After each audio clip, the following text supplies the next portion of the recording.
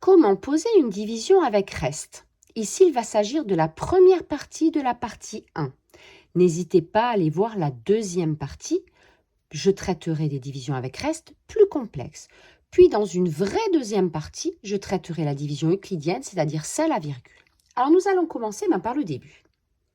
86 par 7. Diviser. Comment est-ce que je fais? Je vais poser ma division en potence. C'est pas très joli, mais c'est comme ça que l'on dit. Et je vais le présenter de cette manière-là, 86 divisé par 7.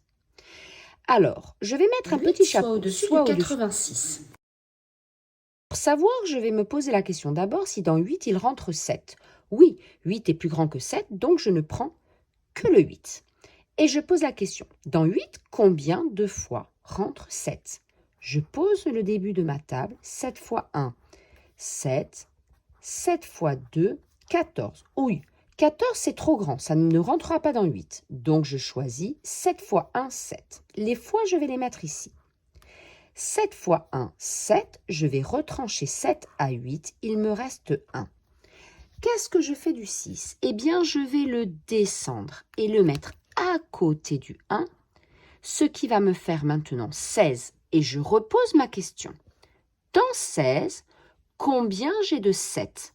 Alors, je l'ai une fois, bien entendu. Je l'ai deux fois. Est-ce que je vais l'avoir 3 fois? Alors, 7 fois 3, 21. Ah non, ça n'est pas possible, c'est trop grand. Donc, je l'ai bien 2 fois. Je fais 2 fois 7 égale 14. Je retranche 14 à 16 et il me reste 2. Je n'ai plus rien à descendre et 2 est trop petit pour que je le divise par 7. Donc, je m'arrête là. Ce qui va me faire 86 égale 7 fois 12, auquel je vais rajouter le reste. Je vais traiter une deuxième division, un tout petit peu différente. 57, toujours divisé par 7. Je la pose. Et je pose ma question. Dans 5, combien j'ai 2 fois 7? Ah, je ne peux pas, 7 est trop grand. Donc, au lieu de mettre mon chapeau au-dessus du 5, dans ce cas-là, je vais le mettre au-dessus du 57. Et je vais donc devoir réciter ma table. Plutôt que de la reprendre à 7 fois 1, je vais tenter de la démarrer à 7 fois 5. Je gagne ainsi du temps. 7 fois 5, c'est 35. Oups, c'est encore trop petit.